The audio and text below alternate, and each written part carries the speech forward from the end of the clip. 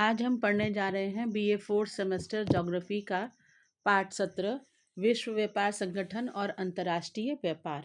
इसमें क्वेश्चन आपका बनता है कि विश्व व्यापार संगठन से आप क्या समझते हैं। विश्व व्यापार संगठन WTO वर्ल्ड ट्रेड ऑर्गेनाइजेशन का भारत पर सकारात्मक व नकारात्मक प्रभाव प्रस्तुत कीजिए। क्वेश्चन बहुत अच्छा है, इसको ध्यान से समझिएगा। वर्ल्ड ट्रेड ऑर्गेनाइजेशन यानी कि वर्ल्ड ट्रेड ऑर्गेनाइजेशन 1995 में स्थापित एक अंतर सरकारी संस्था है। इसका मुख्य उद्देश्य क्या है? पहला तो ये कि बहुपक्षीय व्यापार नियम बनाना और उनका पालन सुनिश्चित करना। बहुपक्षीय मतलब व्यापार से संबंधित जितने भी पक्ष हैं, बहुपक्षीय मतलब उससे संबंधित जितने भी पक्ष आएंगे उनसे संबंधित कानून को बनाना और उन कानूनों का पालन करवाना, ये इसके काम में आएगा। और दूसरा है टैरिफ, कोटा, सब्सिडी आदि व्यापार बाधाओं को कम करना।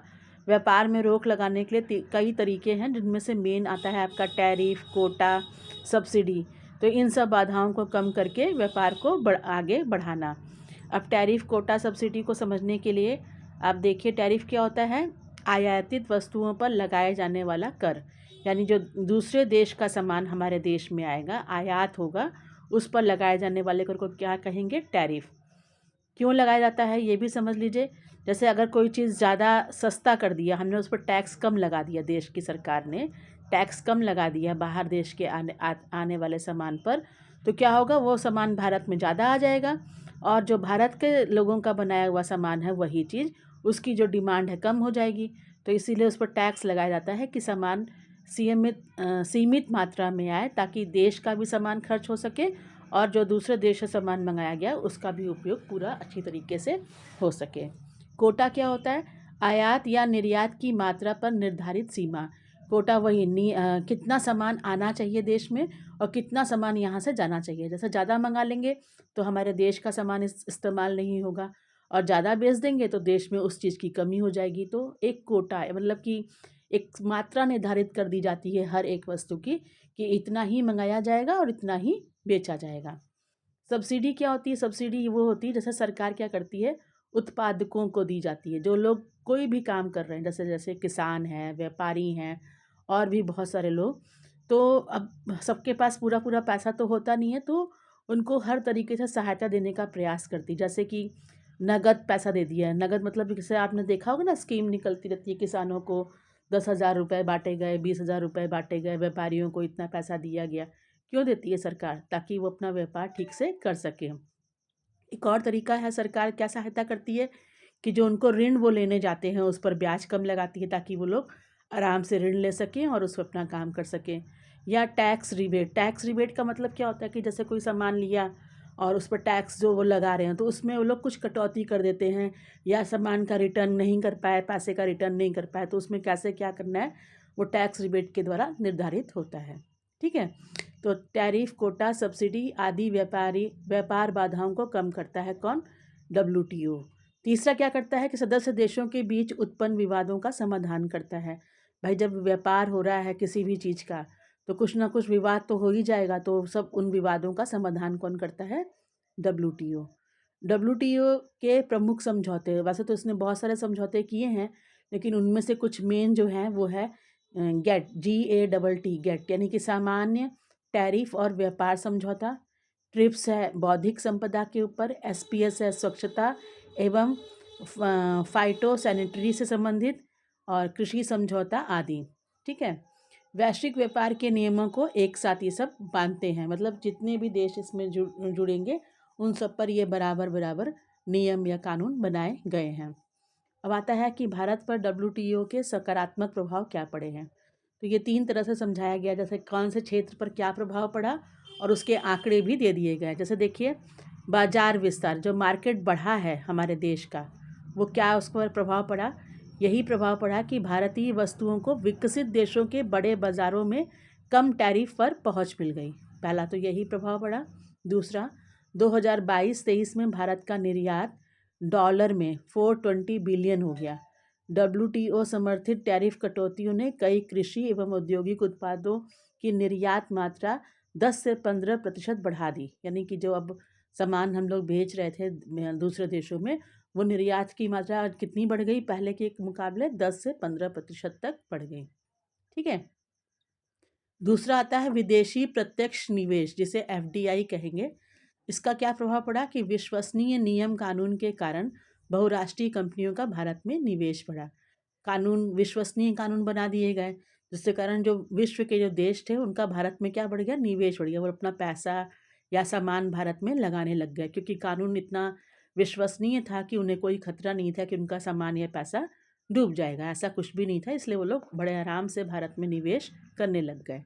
दूसरा, उसका उदाहरण देखिए क्या आया, उसका मतलब रिजल्ट क्या हुआ कि 23-24 में एफडीआई इनफ्लो $84 बिलियन हो गया। डब्ल्यूटीओ समर्थित निवेश समझौतों ने विशेषकर आईटी में, ऑटोमोबाइल जो है और फार्मा क्षेत्रों में निवेश को प्रोत्साहित किया। ठीक है, तो इन सब क्षेत्रों में क्या हुआ कि ये जो पैसे लगा रहे थे वो बढ़ गया इन 2-3 क्षेत्रों में। ठीक है, और क्षेत्रों में भी बढ़ा, लेकिन मुख्य रूप से इन तीनों क्षेत्रों में ज़्यादा समझ में आया।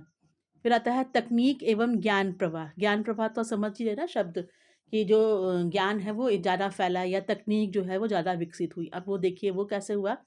ट्रिप्स समझौते के तहत, TRIPS, ट्रिप्स समझौते के तहत तकनीकी लाइसेंसिंग आसान हुई। अब देखिए, जो भी चीज़ हम सीखते हैं या हमारे पास जो चीज़ें हैं उसका लाइसेंस बनता है। ठीक है, तो जब ये लाइसेंस बनने लग गया, जिससे भारतीय कंपनियों को नई तकनीक मिल गई। ठीक है, अब वो दूसरे देशों से जाकर के भी सीख सकते हैं, और अपने देश में भी कोई चीज़ है तो वो भी दूसरे देशों को दे सकते हैं। तो ये एक उनको, हमारे पास ज्ञान आया भी और हमारा ज्ञान दूसरे देशों को मिला भी। अब इसी का उदाहरण देखिए कि भारतीय फार्मा उद्योग ने 2022 में $20 बिलियन से अधिक का जेनरिक निर्यात किया। इतना सामान बेचा हम लोगों ने, जिसमें विदेशी पेटेंट धारकों से लाइसेंसिंग प्रमुख भूमिका निभाई, जिसके कारण जो विदेशी पेटेंट थे उनसे लाइसेंस के कारण ज़्यादा उसकी भूमिका सामने आई। अच्छा, अब विवाद समाधान मंच हो गया।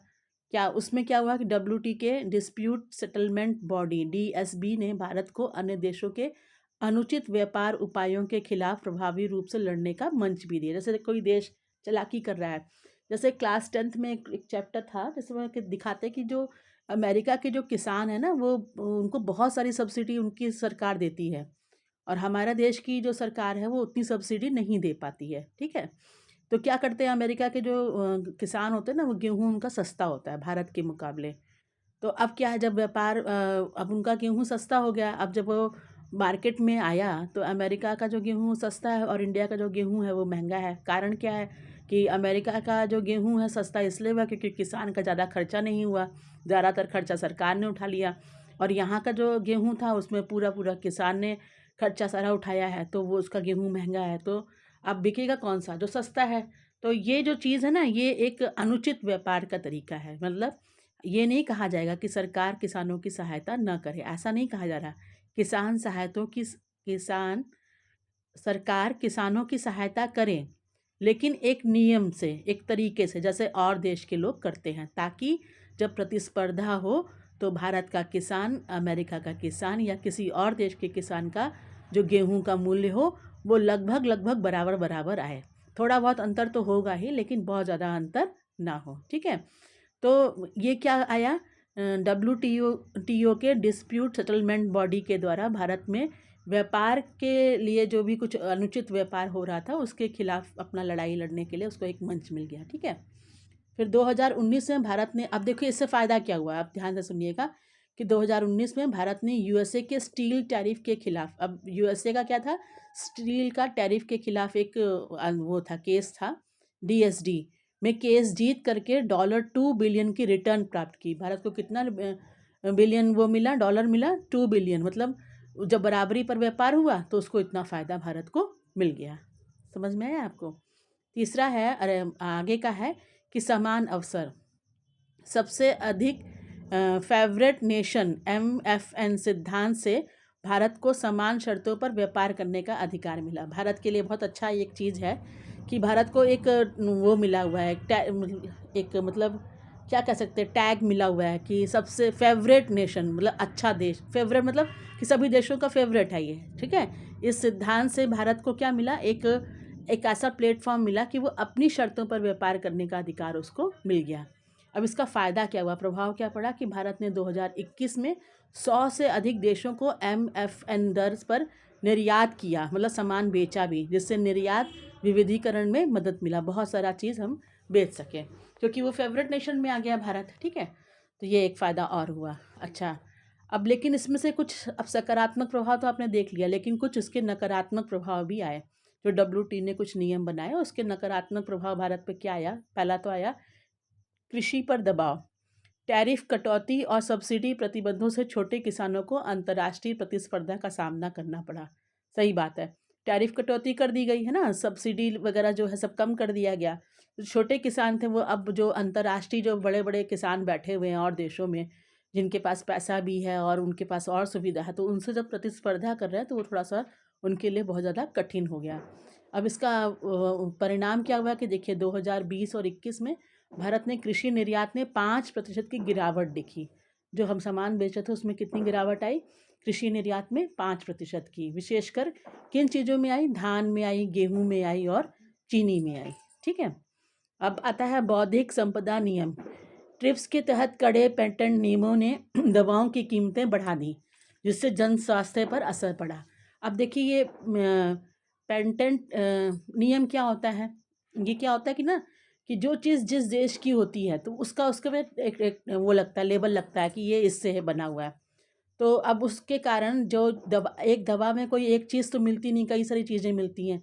तो कुछ चीज़ें जो इंडिया की हैं और जो कुछ इंडिया के बाहर की, जो इंडिया की जो बाहर की है उसमें जब कीमत बढ़ गया तो दवाओं की कीमत भी क्या हो गई? बढ़ गई, जिसका असर किस पर आया? भारतीय लोगों के जन स्वास्थ्य पे आया। मतलब वो ज़्यादा महंगी दवाइयाँ अब खरीदने में सक्षम नहीं रहे। अब इसका देखिए वो परिणाम देखिए कि 2021 में भारत में कुछ एंटी रेट्रोवायरल दवाओं की कीमतें 30 से 40% बढ़ी, जिससे उपचार लागत में क्या हो गई? वृद्धि हो गई। ठीक है, अब आता है स्थानीय उद्योगों की चुनौती। कुछ उद्योग जैसे टेक्सटाइल, स्टील, ऑटो पार्ट्स को विदेशी प्रतिस्पर्धियों से मुकाबला करने में क्या हुई? कठिनाई हुई, क्योंकि भाई नियम बन गए हैं, तो जो नियम उन देश पे हैं वो हमारे देश में, लेकिन हमारा देश अभी काफ़ी चीज़ों में बहुत पीछे भी है। तो वो जो आगे बढ़ चुके देश हैं उनसे प्रतिस्पर्धा करना मुश्किल हो गया। अब इसका असर देखिए 2022 में भारतीय स्टील उद्योग ने 12% क्षमता उपयोग में गिरावट दर्ज करी। कितनी प्रतिशत क्षमता जो उसकी कम हो गई? 12% की। ठीक है, क्योंकि आयातित स्टील पर कम टैरिफ लागू था, क्योंकि जो आयात करके जो स्टील था जा रहा था, नहीं, आयात मतलब आ रहा था, उस पर टैरिफ लागू कर दिया गया, जिससे उसकी कीमत कम हो गई। तो फिर क्या होगा? तो हमारे उद्योग पर उसका ये असर पड़ा। नीति स्वायत्ता में कमी। WTO के नियमों के कारण भारत की कुछ आर्थिक नीतियों जैसे आयात प्रतिबंध, स्थानीय सामग्री नीति को बदलना पड़ा, क्योंकि WTO के नियम थे वो। तो इससे क्या असर पड़ा कि 2019 में भारत को डिज़ाइनर टैक्स, स्थानीय सामग्री को बढ़ावा देने वालों को हटाना पड़ा। ठीक है, स्थानीय सामग्री को बढ़ावा देने वाले जो टैक्स थे उनको क्या करना पड़ा? हटाना पड़ा, क्योंकि यह WTO के राष्ट्रीय उपचार सिद्धांत का उल्लंघन करता है।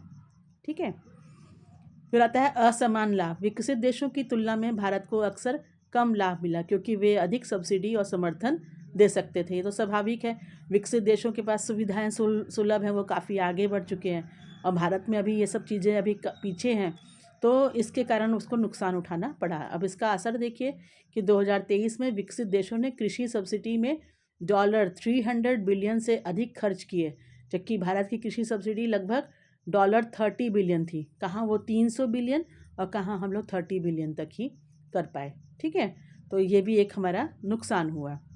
अब इसको सारांश में समझिए, सकारात्मक पक्ष क्या रहा कि WTO ने भारत को विश्व बाजार में प्रवेश, निवेश आकर्षित करने, तकनीकी सहयोग और विवाद समाधान के अवसर प्रदान किए। ये चीज़ें तो हमको मिल गई कि विश्व बाजार में हम प्रवेश कर चुके हैं, अपने तरफ अपने देश में निवेशकों को आकर्षित भी करने लगे हैं, तकनीकी सहयोग मिला भी है और दिए भी हैं, और विवादों का समाधान करने के भी बराबर अवसर मिले हैं। जैसा कि मैंने आपको ऊपर उदाहरण में दिया कि कैसे इंग्लैंड से हम लोगों को स्टील अथॉरिटी वाले में पैसे भी मिले, $2 तक, $2 बिलियन है ना, ऐसी कुछ ऊपर दिया हुआ है। इससे निर्यात, FDI और औद्योगिक विकास को गति मिली, ये तो बहुत अच्छा हो गया। लेकिन नकारात्मक पक्ष क्या हुआ कि टैरिफ कटौती के कारण, सब्सिडी प्रतिबंध के कारण और कड़े बौद्धिक संपदा नियमों ने कृषि, छोटे उद्योग और सार्वजनिक स्वास्थ्य पर दबाव डाला। इनके जो खर्चे जो थे वो बढ़ गए। साथ ही नीति निर्माण में कुछ सीमाएं भी उत्पन्न हुई। इन प्रभावों को संतुलित करने के लिए भारत ने विकासशील देश जितने भी हैं, विशेषाधिकार यानी कि स्पेशल एंड डिफरेंटल ट्रीटमेंट, पर्यावरणीय और सामाजिक मानकों को व्यापार में एकीकृत करने तथा राष्ट्रीय हितों के अनुरूप रणनीतिक नियमों को अपनाने की दिशा में कदम उठाए हैं। समस्या आई है तो सरकार ने उसके हिसाब से उसको दूर करने के लिए कदम भी उठाए हैं। इस तरह से WTO के आने से बहुत सारे लाभ भी हुए हैं, तो कुछ नकारात्मक पक्ष जो मैंने आपको बताया वो भी आए हैं सामने। लेकिन कुल मिला के कहा जाए तो WTO एक बहुत अच्छी संस्था है जो विश्व व्यापार को संतुलित करती है। इससे संबंधित कोई आपको डाउट हो तो आप लाइक, शेयर, सब्सक्राइब करके पूछ सकते हैं।